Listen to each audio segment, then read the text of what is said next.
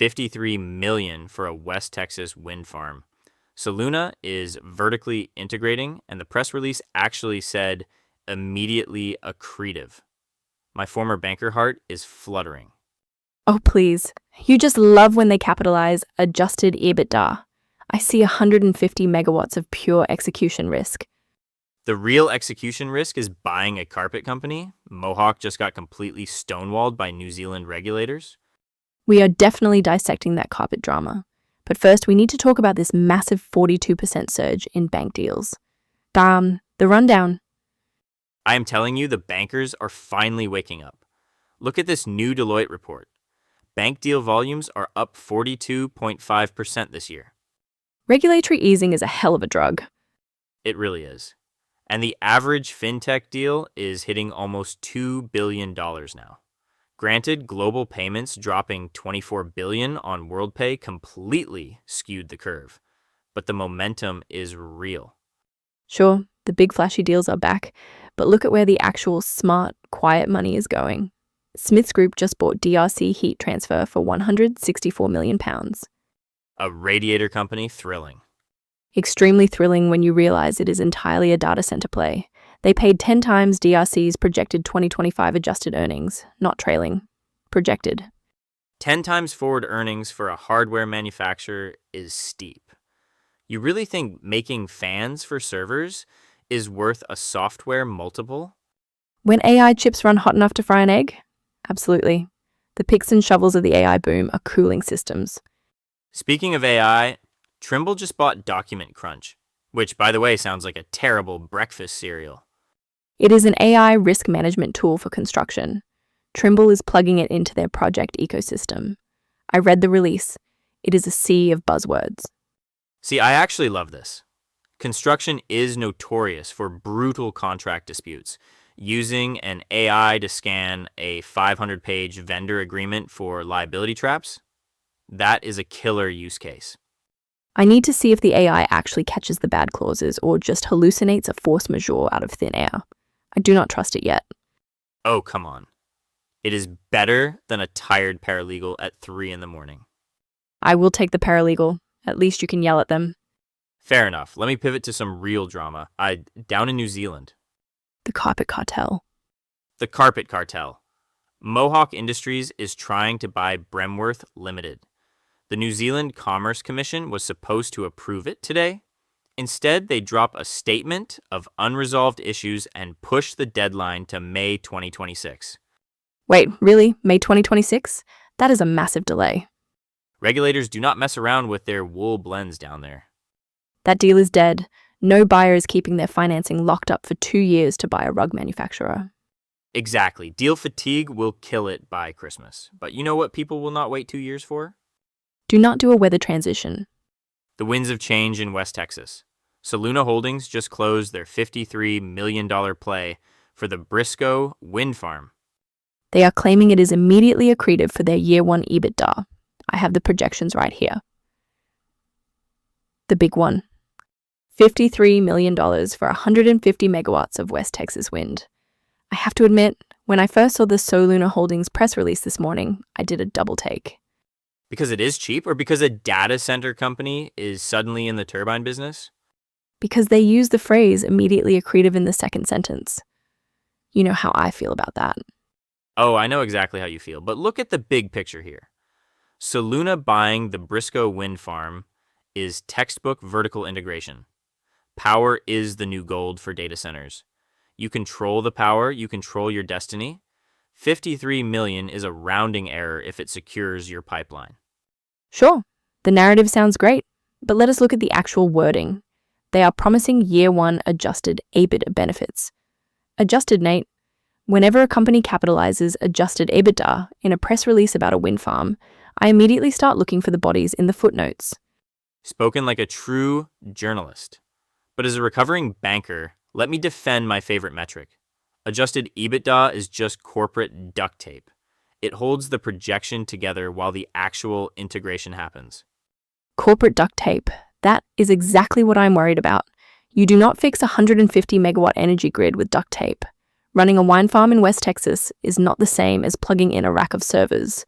The operational risk here is massive. I completely disagree. The risk of not having power is way higher. Look at what Smith's Group just did. They paid a 10 times multiple, £164 million, for DRC Heat Transfer just to get their hands on data center cooling tech. Everyone is scrambling for infrastructure. Soluna is just skipping the middleman and buying the power source directly. I am not arguing that power is critical. I am arguing that $53 million is a hefty price tag for a company to suddenly learn how to be a utility provider. Wind is intermittent. West Texas grid pricing is notoriously volatile. They are taking on physical energy market risk and dressing it up as a neat little corporate synergy. You have to pay up for certainty, or at least the illusion of certainty. The illusion of certainty. Put that on a deal toy. I might just do that. But honestly, this deal feels like a canary in the coal mine for infrastructure M and A. Or a canary in a wind turbine, I guess. It is part of a much bigger wave we are seeing across the board right now. People are tired of waiting around, and they are finally writing checks again. Which brings us to that massive Deloitte Outlook report that dropped today. Exactly, because if you think data center deals are heating up, wait until you see the absolute tidal wave coming for the banking sector. Voices. Deloitte just dropped their 2026 banking outlook, and the headline number is wild. Deal volume surged 42.5% in 2025. They're crediting this massive rebound to regulatory uncertainties finally easing. Easing? Really? I read that exact same report and my takeaway was completely different. That 42% bump isn't regulatory clarity. It's pent-up desperation. Banks sat on their hands for 2 years and finally had to move. Oh, come on. You can't deny the environment has thawed. We're seeing actual mega deals clear the pipeline. Look at fintech. Deloitte highlighted the average fintech deal value skyrocketing to $1.92 billion. Nate, you're falling for the denominator effect. They averaged in global payments buying WorldPay for $24 billion. That's not a trend. That's one whale swallowing another whale and skewing the math for everyone else. Typical Maya ruining my beautiful upward trend line with actual math. But fine, take out the whale. The regional bank consolidation is still a very real story. Sure, but let's talk about this supposed regulatory easing. Tell that to Mohawk Industries. The carpet guys? Yes, the carpet guys. They're trying to buy Bremworth down in New Zealand. The Commerce Commission was supposed to rule today. Instead, they issued a statement of unresolved issues and pushed the deadline to May 2026. May 2026, Nate, for a carpet manufacturer. Wow, I guess big carpet is a systemic risk now. That's brutal. Exactly. So excuse me if I don't buy the whole smooth sailing regulatory narrative. Fair point. We'll see if that regulatory drag hits the tech space tomorrow. Keep an eye on the RIVL and RTB digital merger. The market is waiting on that NASDAQ listing approval for the RTB ticker. Plus, we need to see which regional banks are going hunting next. Spill the tea. I just want to know who at the New Zealand Commerce Commission is this passionate about carpets. It is a national security crisis, Maya. The strategic wool reserves are under threat. Mohawk Industries is trying to buy Bremworth, and the regulators just slammed the brakes. They issued a statement of unresolved issues today. Do you know when the new decision deadline is? Next month? May 29th, 2026. Oh, come on. That is absurd. It is a carpet manufacturer. You are telling me we need over a year to figure out if Mohawk is going to monopolize the shag rug market? Wall-to-wall dominance, Nate. But seriously, it shows you how arbitrary antitrust has gotten. Which brings us to the ultimate irony. Deloitte just put out their banking outlook, and guess what is booming because regulatory uncertainties are supposedly easing? Banking M&A. Exactly. Bank deal volume surged 42.5% in 2025. The regulators are basically handing out hall passes to giant financial institutions, but holding the line on textiles. Wait, I read that Deloitte report. The volume surge is real, but your narrative completely ignores the fintech side. Average fintech deal values skyrocketed to $1.92 billion. That was entirely skewed by mega deals like Global Payments buying WorldPay for $24 billion. Skewed or not, the floodgates are open. Regional banks are going on a shopping spree next. I completely disagree. The regionals are still terrified of their own commercial real estate exposure. They are playing defense, not offense. They are digesting past deals, not hunting for new ones. Tell that to the bankers quietly pitching them every Friday. They are absolutely hunting. We will see who actually signs a term sheet. Speaking of waiting on approvals, tomorrow we are watching the RVile and RTB digital merger. Right, the market is just sitting on its hands waiting for that NASDAQ listing under the ticker RTB.